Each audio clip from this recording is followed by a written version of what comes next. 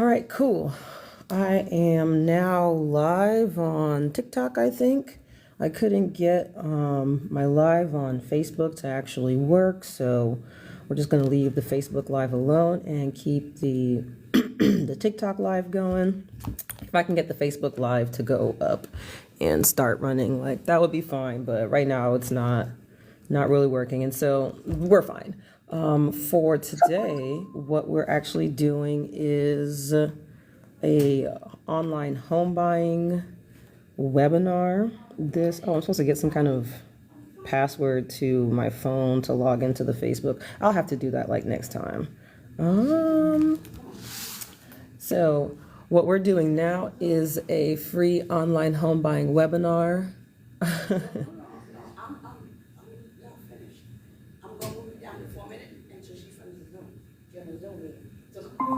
Okay, perfect. So that's how you're going to do the screen share. Yeah. Okay, great. So, okay. I was just making sure it worked. Okay, perfect. I started the live on TikTok.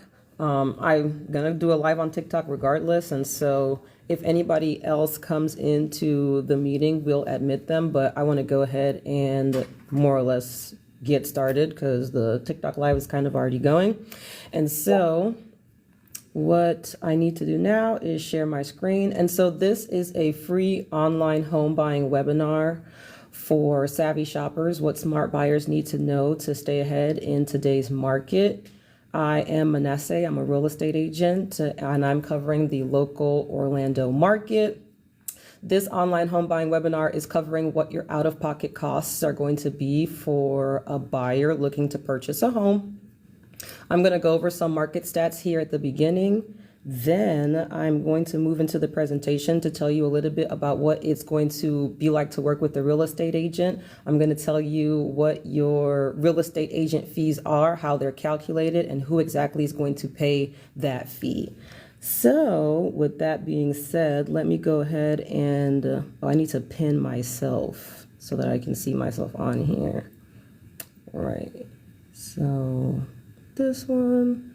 And then I'm sure that if somebody comes on, I'll hear the ding and then I'll be able to come back in and put them into the meeting. So let me go ahead and do the presentation, start that part. Now, are you on TikTok on a different platform? Yes, and so I was able to do TikTok on my phone. And so I got my phone propped up here to do the TikTok live stream. And I was going to do my other phone to do the Facebook, but it's an old phone. I usually only use it to play music, and it's acting up right now. So I'm just going to let that go. Yeah, you know how that is. Been dropped way too many times.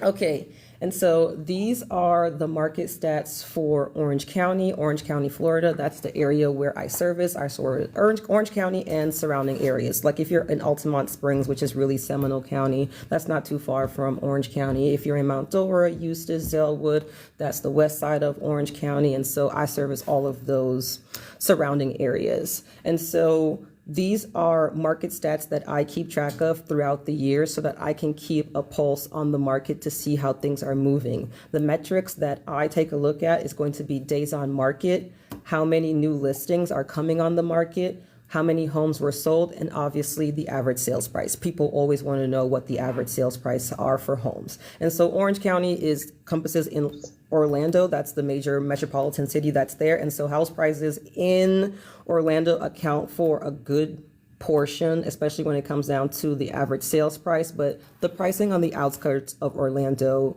tends to be a little bit lower. Between January and February, right now we're in March. When April 1st comes around, all of the data for March will be available, and I'll be able to do a market stat for the month of March. And so what we do is we compare the month that we just left to the month that was before. So February compared to January. The days on market has not really changed. 71 days on market in January and 73 days on market in February. Days on market is how long it takes from the house being listed one day on the market until it actually sells. And so that change, that's not a significant change. The amount of new listings, the amount of people who are saying I'm going to put my house on the market in that month between January and February, they're both at about 1,801, 1,802. Not a very big significant difference. What is a big significant difference on this market stats is going to be the amount of homes sold.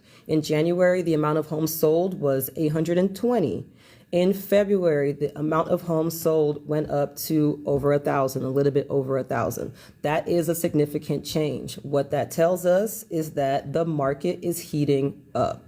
The amount of homes being sold went up significantly, which means that people are buying homes. If you'll also notice, the average sales price decreased slightly. So you went from 546 to 539. It's not a huge decrease, but what it tells me is that those additional homes that was sold between 820 and 1,000, they sold for a lower price. They might have been sitting on the market a little bit longer. Those buyers might have had more negotiating power to get the sales price to come down a little bit. But one, it tells me that there are more buyers entering the market now. And two, the homes that have been on the market and the homes that are people want to sell their homes, so they're dropping the price to accommodate the buyers that are now entering the market. What I can also tell you is that in my conversations with loan officers like Marissa, with other loan officers, even in the commercial space, activity is increasing.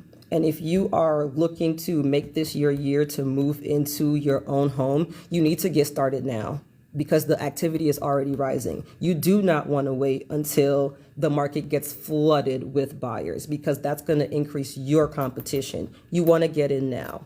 And so what we're doing today is we are telling you what your out-of-pocket costs are as a buyer in today's market. So if you decide to get a home loan today and you start looking for a house, this is the amount of money that you are going to pay to move into your house.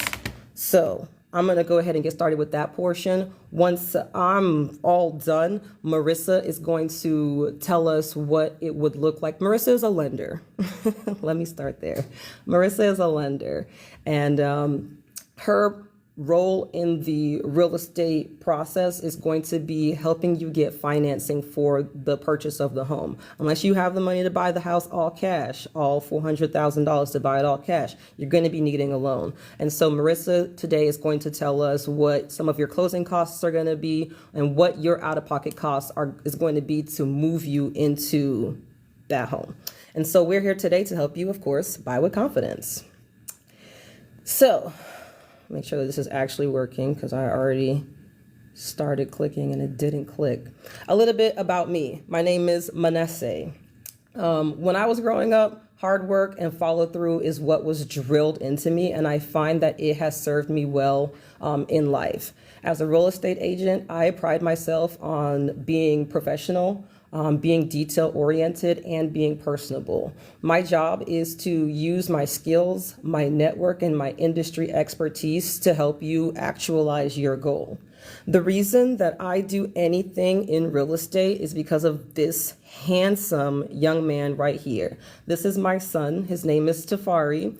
He's 4 years old. He loves to read. He doesn't like Paw Patrol so much anymore as he likes like Sonic the Hedgehog. And so I want to travel with him. I want him to experience different people and different cultures. And I just want to do my best to mold him with experiences that will build him up and experience him for the real world. And so this is my why in real estate. I am a knowledgeable individual when it comes to real estate. I just gave you some market stats. I just gave you some insights on how to position yourself to be a smart, savvy shopper in today's market. I stay connected with financing options and local development to help you make an informed decision. My goal is to give you information so that you can trust yourself in the decision that you're making.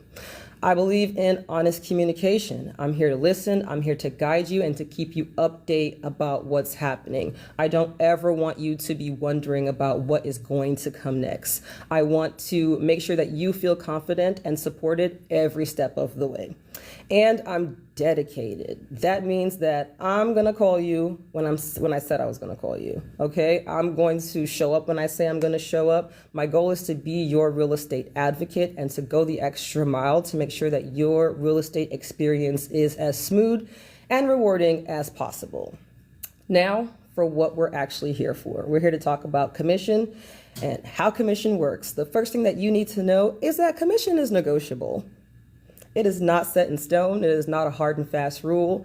Commission is and always has been negotiable. The second thing that you need to know is that there's no set price on real estate commission. Real estate licensee, they determine what they charge for their services, and different services have different fees. A commercial real estate agent has a different structure and setup than someone who works at a new home builder like D.R. Horton or Lennar Homes or something like that. And each real estate licensee sets their own price. There's no one who tells a real estate licensee what to charge for their services, not the National Association of Realtors, not their broker, not even any real estate commission or regulatory body. Those are the two most important things that you need to know. No one is telling a real estate agent what to pay, and commission is always negotiable. Commission is payable when you close on the house. We're going to get into some technical things moving forward, and we're also going to see the portion of the contract that deals with real estate commission. And I want to make sure that I set this up for you so that you have a good understanding of who pays the real estate agent and how that fee is calculated. Commission is payable when you close. Let me give you some key players in the real estate game. You are the buyer, and I am the buyer's agent. I have a broker. The best way for you to think about this is think about like Morgan & Morgan. Like John Morgan is not trying all of those cases. Okay, he is the head lawyer in charge of his law firm, and he has lawyers that work with him. I have a broker, and my broker is the head honcho. Her name's Danielle Andrews. She's completely lovely, the best broker ever.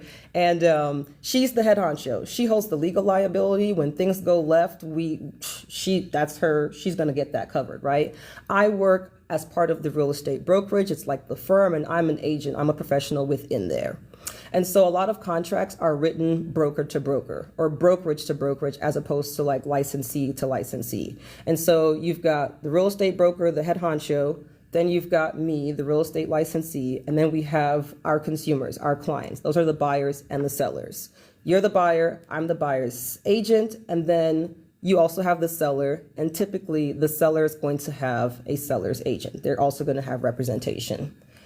Given that information, how this works is that you and I decide that we're going to work together, and you and I sign a representation agreement. It's called a buyer's broker agreement. Every month I do a different topic on the webinar, and so there is a topic for buyer broker agreements. And so in our agreement, we agree that for my services to you as the buyer, you're going to pay me X amount of dollars. Let's say it's 5% on the purchase price of the home. And so that is also one of the ways that the commission is calculated. It's calculated based off of the purchase price of the property. So you and I sign an agreement for my services to you that you're going to pay me X amount of money. So great. We're looking for homes. We find a home. We find your dream home. You found your dream home, and you decide that you want to put in an offer on this property and you want to move forward with it. The person who's selling the house, the seller, they typically have an agent. Sometimes they do things for sale by owner, but they typically have an agent. That agent has an agreement with that seller. The same way that you have an agreement with me and I'm your representation as the buyer, the seller also has representation, and that's the seller's agent. And that means that they have already determined what the seller is going to pay that real estate agent for the services they're providing to the seller.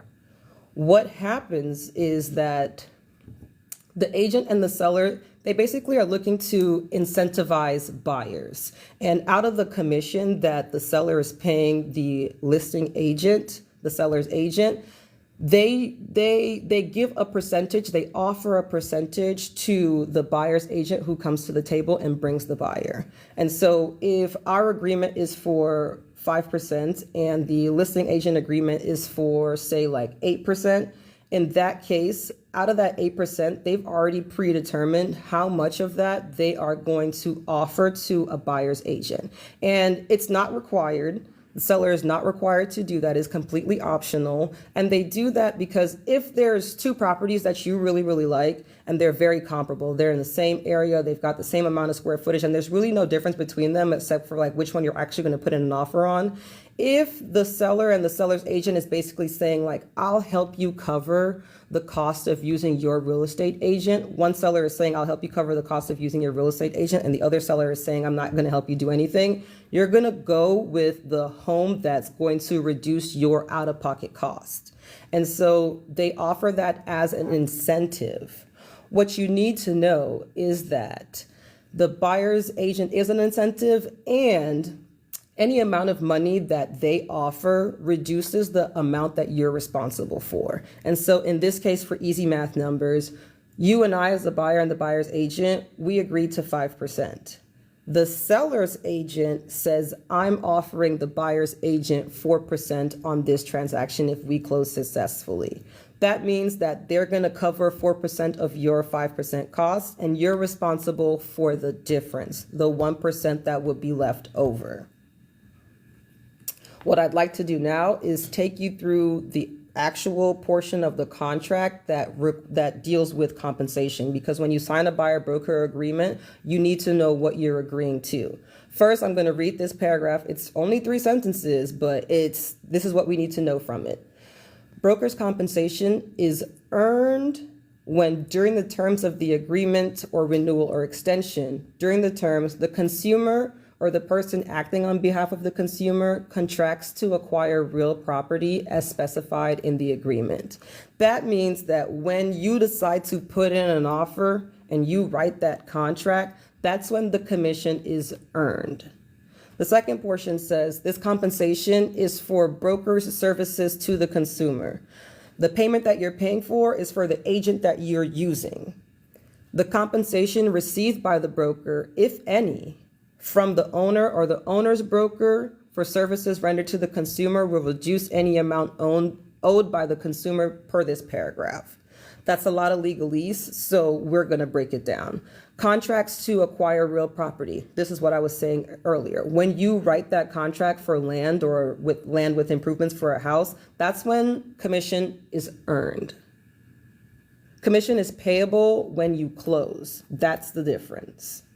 And it's for brokers' services to the consumer. Those are the things that I'm doing for you as your agent, as the buyer's agent.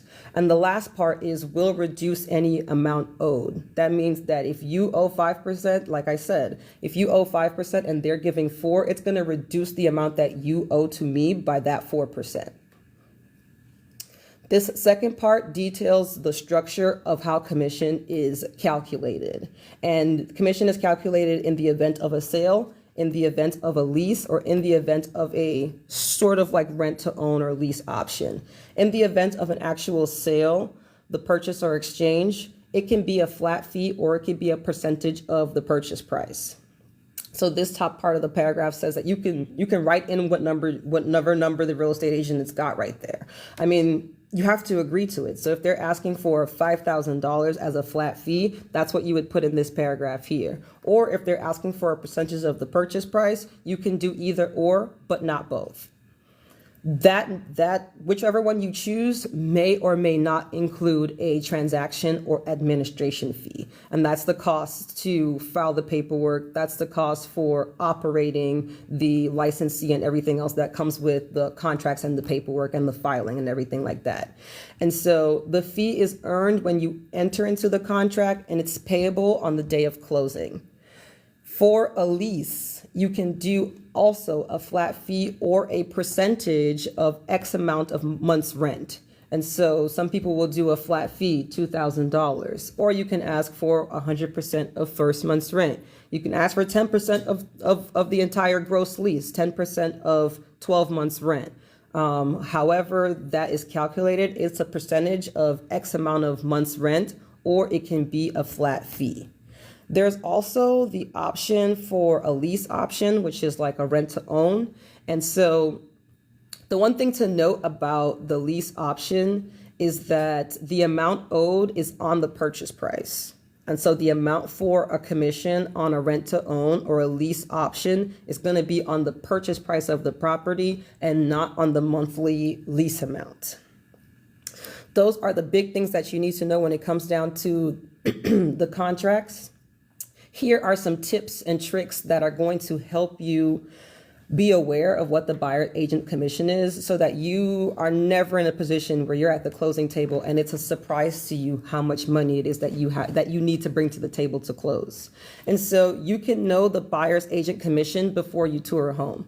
When we move into a buyer broker agreement and you say, I found this house, or you found this house and you showed me this house, I want to go see it in person. At that point, I'm going to schedule an appointment for us. I will call the listing agent and I'll ask them, are you offering a buyer's commission on this property? If so, how much?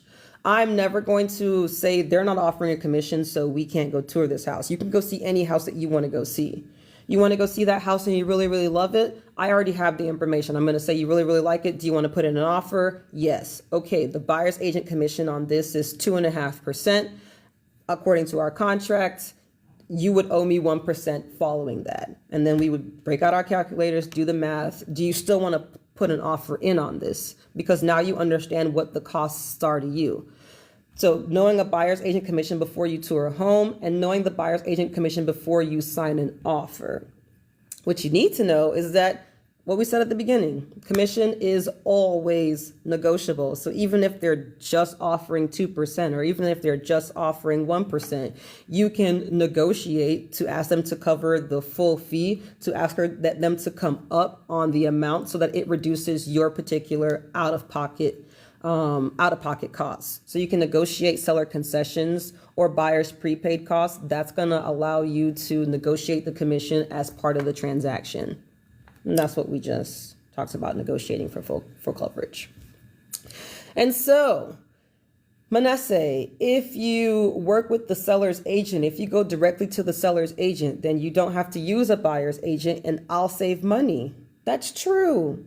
When you're on Zillow, if you scroll all the way to the bottom of the Zillow profile, you'll see the information for the listing agent that's there. It'll give you their name, their picture, their direct phone number, and then also the brokerage that they work with. You can call them up and you can say, I'm really interested in this property. Will you show it to me? And they will absolutely assist you with writing and executing a contract if you want to put in an offer. You need to know that they're working in the best interests of their seller, because they have a contract with their seller, they have an agreement with their seller, and they're contractually obligated to work in their seller's best interests. So their seller's best interest is making as much money as they can off of the sale of the property.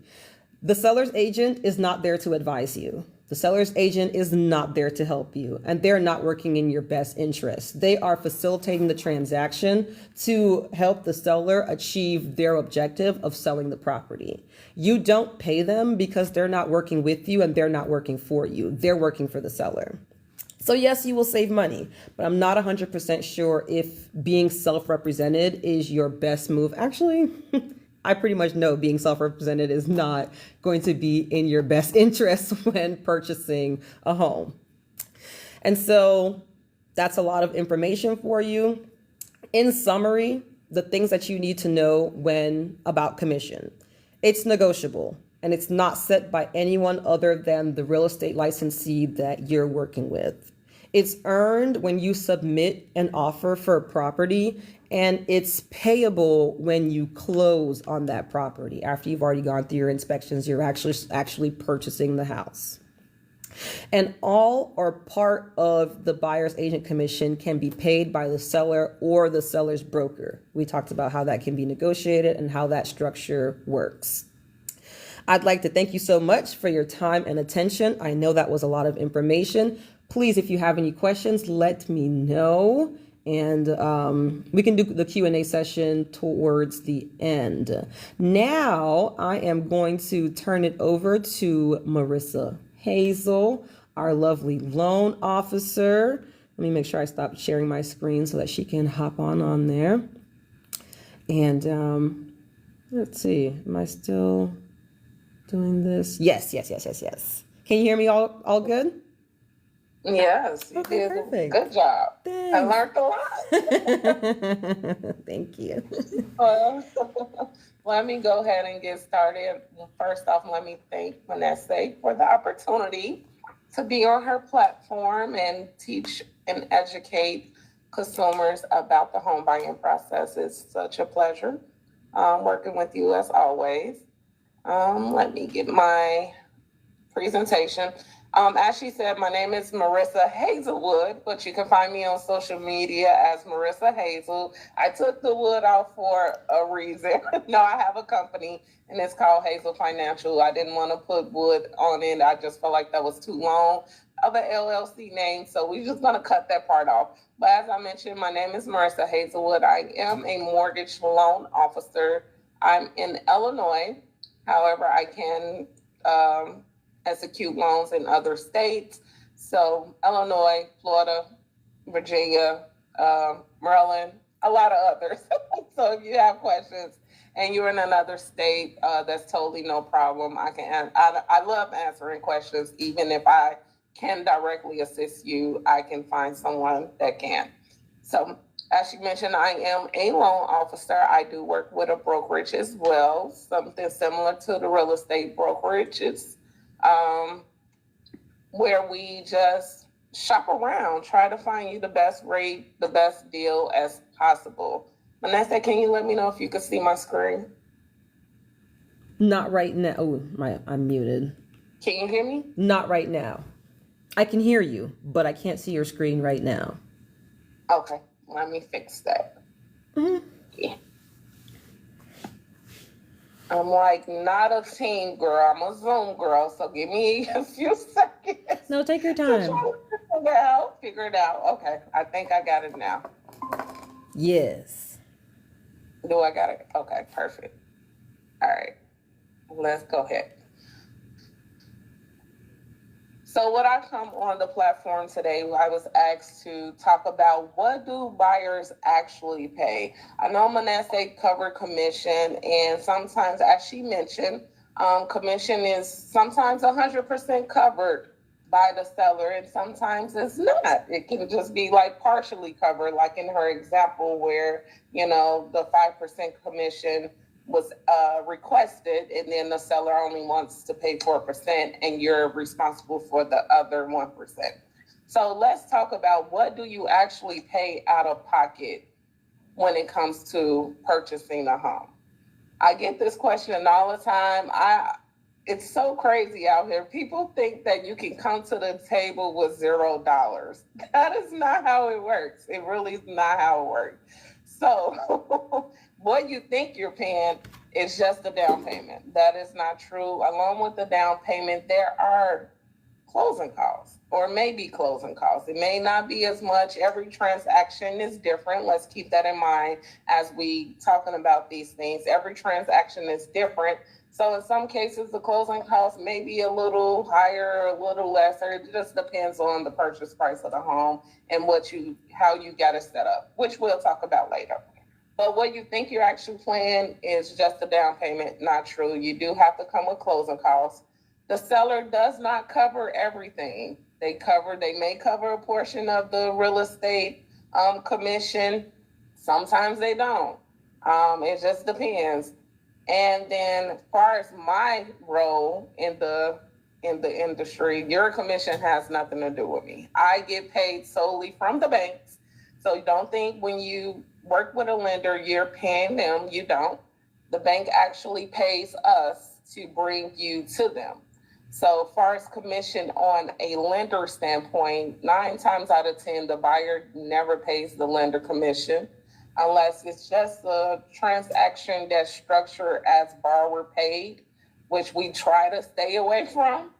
But there is cases where it's very rare, but there is cases where you may have to pay the lender commission, but 99% of the time it's not.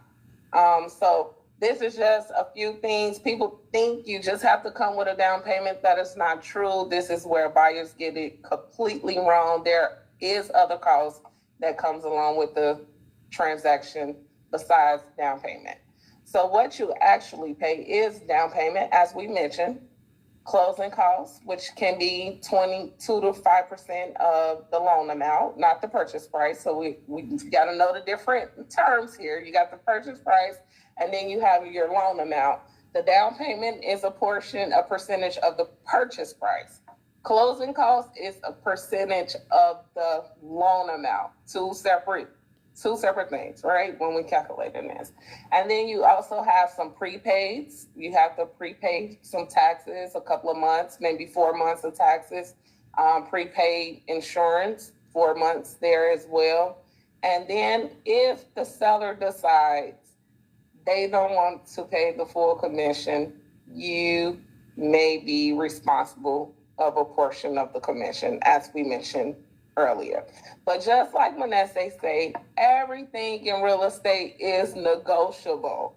So just when you're going into a transaction, when you're trying to structure these transactions, just keep in mind, everything is negotiable, except for the down payment. I'm going to say that's not negotiable. Depending on the loan type you have, if you have like a government loan, FHA, conventional, down payment is standard across the board, right? So nothing you can really do about that. But as far as closing costs, some items on there you can shop for yourself, like title.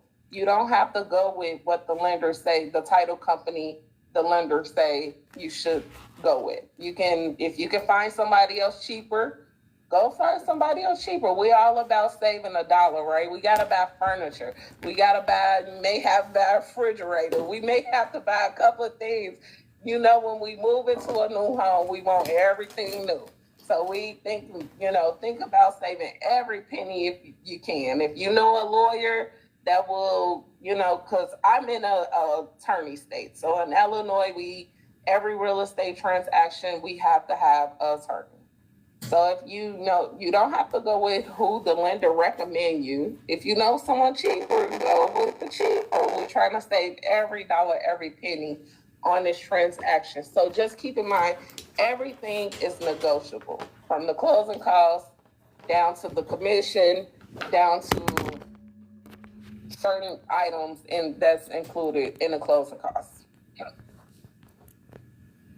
So how do I pay less out of pocket? That's a lot of people ask, right? A lot of people want to know, how do we make this as less as possible? I don't want to come with no more than what I have to come with to the table, right?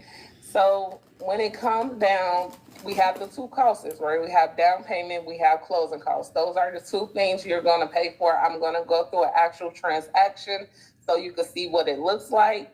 But keep in mind, those are the two main things that we're paying for. Maybe in the commission is included in the closing costs if it has to be paid. So closing costs, down payment, two things we have to pay for to get this transaction down. So how do we reduce those costs, right? We have down payment assistance programs. Like if you're doing FHA 3.5% down, we do have programs that take care of the 3.5% down, 100% of it. You don't have to worry about bringing down payment. You do have to qualify for the program, but it's out there. If you could get it, I recommend you getting it. Well, I got my ifs and I got my little ups and downs about down payment assistance. But if you work with me, I'll thoroughly go through the numbers for you and make sure it works out. Other than down payment assistance, you got seller credits. You can ask the seller, hey, can you front me $5,000 towards my closing costs?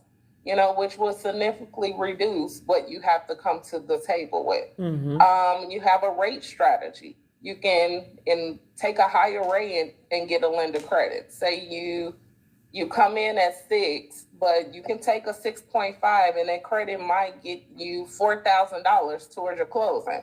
So you can take a higher rate strategy does play a part in this. I'm actually working on a transaction now, driving me crazy, where I estimated closing costs to be 10,000 after seller credits, and she still don't want to pay that. So we were going for down payment assistance. Like I say, I have my ups and downs about it. Sometimes it works, sometimes it just doesn't work.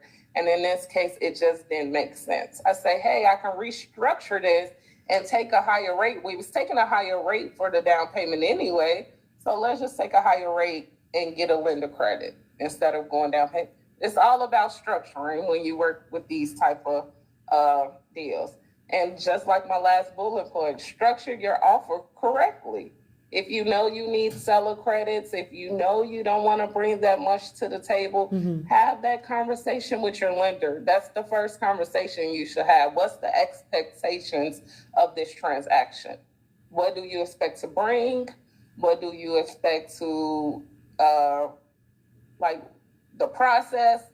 Have a conversation about your expectations, especially when it comes to the money portion, right? Let's all be on the same page.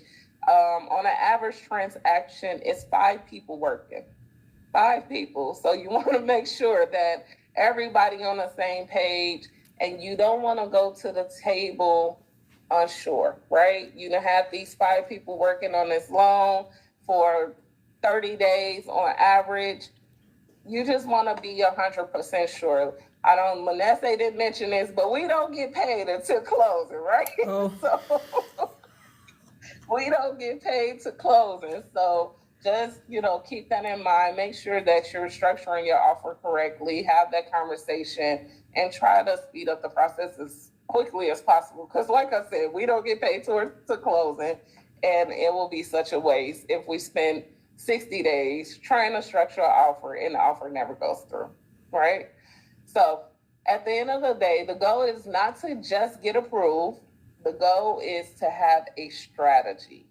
When you walk into this, have a strategy. Have that conversation with your loan officer, expectations, how you guys are going to get this deal done. What do you want to bring to the table? How much you have now? All those conversations are definitely needed. So what it looks like, let's just say we're doing an FHA deal. I just took the common price, $200,000 to make it easy. I'm not saying that $200,000 is the purchase price in your area. As we saw, the average in Florida was 5 something. But to make life easier on us, I just took $200,000. So remember, I said there's two parts of the transaction: down payment and closing costs. I could have put prepaids with the closing costs because it's definitely included in there, but just to break it down. So say we're purchasing a home for $200,000. FHA 3.5% down. Our down payment will be $7,000. $7,000 first number. So now we have $7,000. Then we have the closing costs. They just estimate it's 4%. Now closing costs actually should be the loan amount. I don't know why my example did this, but we ain't gonna worry about it. We're just using it for example. So just say closing costs is 4%. So now we have $8,000 needed for closing costs, right? Now we're at $15,000. And then you have what we call prepays. This is money put to the side to pay your taxes and insurance, because we don't want you to be responsible for that. Because if you miss taxes and you don't pay the taxes, and then the lien get put on the house, and then it's just a whole ruckus of mess, right? You could lose the house due to taxes, right? Not paying taxes. So we don't want you to take care of that. We're going to go ahead and take care of that for you, where the bank will go ahead and make those payments for you. So they're going to ask you to prepay a few months, which is to cover your final bill at the end of the year. So overall, down payment, closing costs, and prepays, your total out-of-pocket would be $17,500. Woo! I don't have that in my bank account either, so don't feel bad. It's a lot of money, right? But this is where strategy comes into play. It's all about strategy, right? let's take the same example and just say, let's add strategy now. Just let's same example, 200,000. And let's say in this case, the seller says, hey, we'll give you 6,000 towards closing. Ooh, I'll take that. And then on top of that, you get the down payment assistance. Ooh, I would definitely take that, right? So now you have $13,000 in credit to cover that 17,000 we just saw on the previous slide. So now your new out of pocket is what? 4,500. Sounds much better to me. I might have that in my bank account today. Let's go ahead and get to the closing table. So it's all about how you structure in strategy. Same deal, different structure, saves you over $10,000, right? It's all about structure, strategy when it comes to real estate. Everything is negotiable. Always keep that in mind. Some costs may not be, but the ones that are, you may want to consider, how do I negotiate that? We're trying to reduce costs as much as possible. Okay. Other than that, I have nothing more. I don't have a good ending thing. Again, my name is Marissa. I'm licensed in Illinois. If you have questions about other states, feel free to reach out to me. I do not mind answering questions. If I can, am I still here? I'm still here. I'm still here. If I can help you directly, I will definitely put you in the hands of someone else. You can catch me on Facebook, Instagram, TikTok, Marissa Hazel, Mortgage with Marissa is my tag name. And thank you, Manasseh, for the opportunity. You're welcome. You're welcome. You're welcome. You're welcome. I got to get a little bit more tech savvy myself to figure out how to work the live stream and things like that.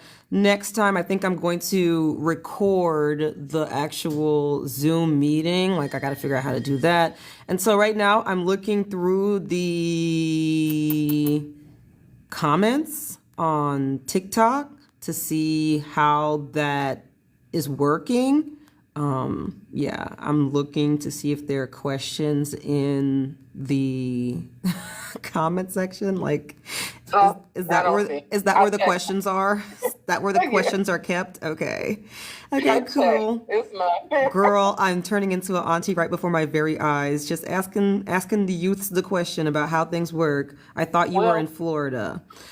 Yes, I am located in Florida. Marissa her brokerage is licensed in Florida. And so if you're looking for a loan officer to help you get a loan out in the Florida area, we are the people to be talking to. We are the ones that do that.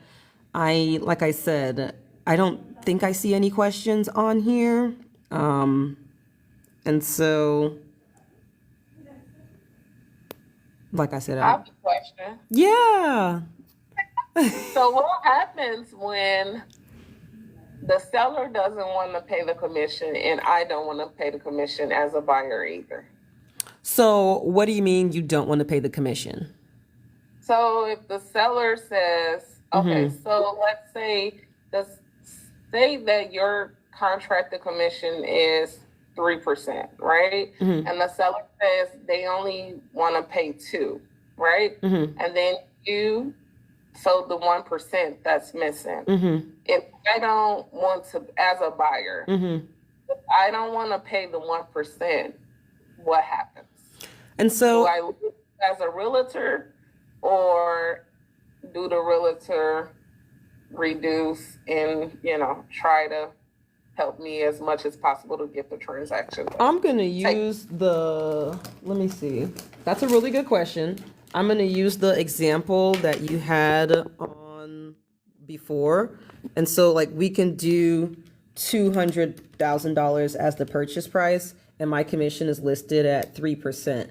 That would be $6,000. And you're saying that the seller is going to cover 2%, but he doesn't want to cover the other 1%? Okay, the other 1% comes down to $2,000. At that point, I would I would try to negotiate the other $2,000 as part of seller concessions still from the seller, but it's not packaged as commission. You basically ask the seller for a percentage of seller concessions on the purchase price, like 1% or 2% or 3%, or you can ask them for a flat fee amount. Like I'm asking for $5,000 towards, the buyer prepaids and closing costs, and that will roll into paying the real estate commission on that portion. I mean, if you're absolutely not trying to pay that portion of the commission, as a real estate agent, I would do my best to mitigate those circumstances. And so if you just don't want to pay for it out of pocket, period, on anything, then it would be a priority for me to let you know this seller is not covering all of the commission, even before we get to calculating closing costs and going in and putting in an offer. I'm gonna let you know up front. You told me up front you didn't want to pay anything out of pocket. So that really means that our best fit property is going to be a property where the seller is paying the majority is paying all full coverage. And so before we go and we see a property, I would have to let you know, like, this seller is not paying the full commission. And I'm going to give you the decision about whether or not you still want to go and see this property, whether or not you still want to put in an offer. You have the choice before you get to the crunch time or the bottom line to turn around and say, like, I'm not comfortable paying the commission. There are plenty of opportunities up front to sort of like mitigate those circumstances so it doesn't become an issue later on. And if you tell your real estate agent, like, I don't want to see any houses that's not covering the full commission, I, as a real estate licensee, would get that in writing. And following that, I'm just not going to show you any property where they're not covering the full commission. And I'm going to tell you, like, I don't think it makes sense to see this one. They're not covering the full commission. You're the boss, though. So if you say, I still want to see it, we're going to go see it, But at that point, I'm going to tell you again before you put an offer, they're not covering the full commission. And then I'm going to bust out my calculator and say, we put in this offer, you're going to owe X, Y, and Z amount of money. Do you still want to do it? Because just being honest and open and upfront about things at the beginning is going to prevent like a sour taste in your mouth afterwards for both parties involved. Absolutely. Good question. Good question. So we have Professor Trish. She was making comments. Okay.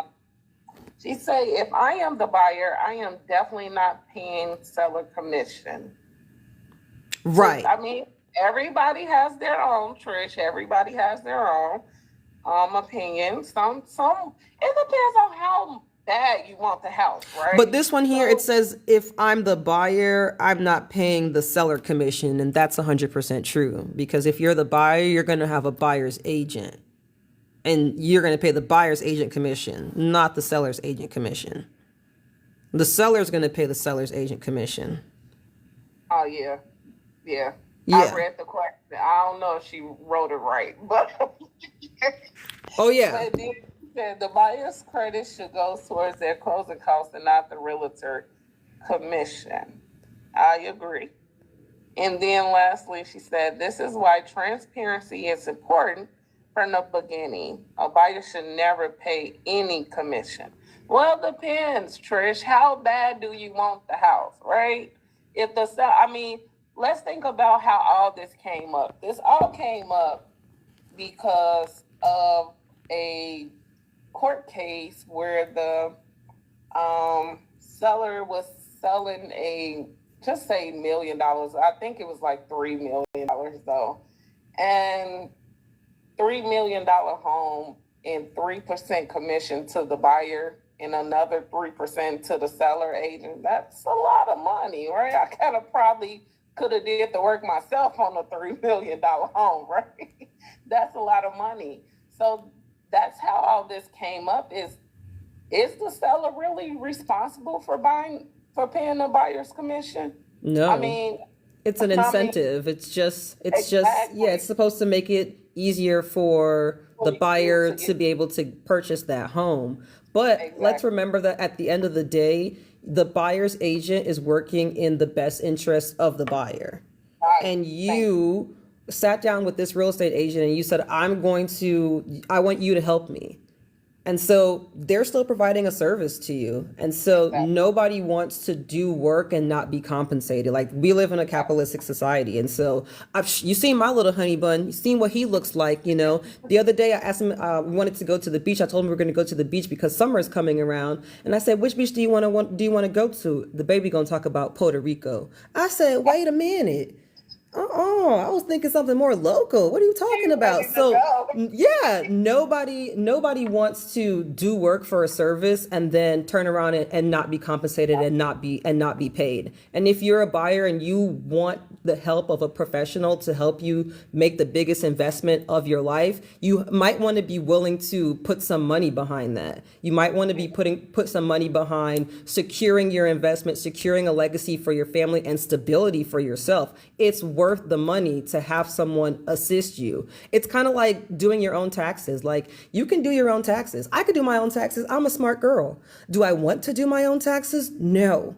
I don't. I don't want the liability. I don't want the risk. And I'm not informed enough to keep up on what's happening. So I'm going to spend the money that it takes to have a professional assist me with doing the things that need to be done to file my taxes. And I can feel secure with that. To me, it's worth the investment. And so the seller doesn't have to pay. It's optional and it's negotiable. But as the buyer, I think it's very important to think about this is a big long-term investment, and it is worth it to have the guidance to help you make an informed decision on purchasing your dream home. Absolutely. Totally agree. Yeah, my girl. Yeah. Okay, cool. And so this has been great. We're coming up on the end of time, and I don't really see any other questions that are coming in. Like I said, I'm reaching that auntie stage. So y'all send me a DM. I know how to work those, okay? Or you can go ahead and you can call me or text me, okay? My number is 407-906-5036. And Marissa, let me hear some of your information. How can we find you on Facebook, TikTok, Instagram? What you got, girl? You can find me on Facebook, TikTok, and Instagram. Again, my name is Marissa Hazel. You can reach me at 773-290-9929. I don't like email, but you can email me, mortgagewithmarissa@gmail.com, if you have any questions about anything we talked about today, or just want to get a quote or know what your budget is, your buying power, anything of the sort. Anything comes to numbers when it comes to a real estate transaction, feel free to reach out to me. Okay, that's perfect. Perfect. I'm going to go ahead and end things there as soon as I find the hang up button. Y'all hang tight. Okay, wait. And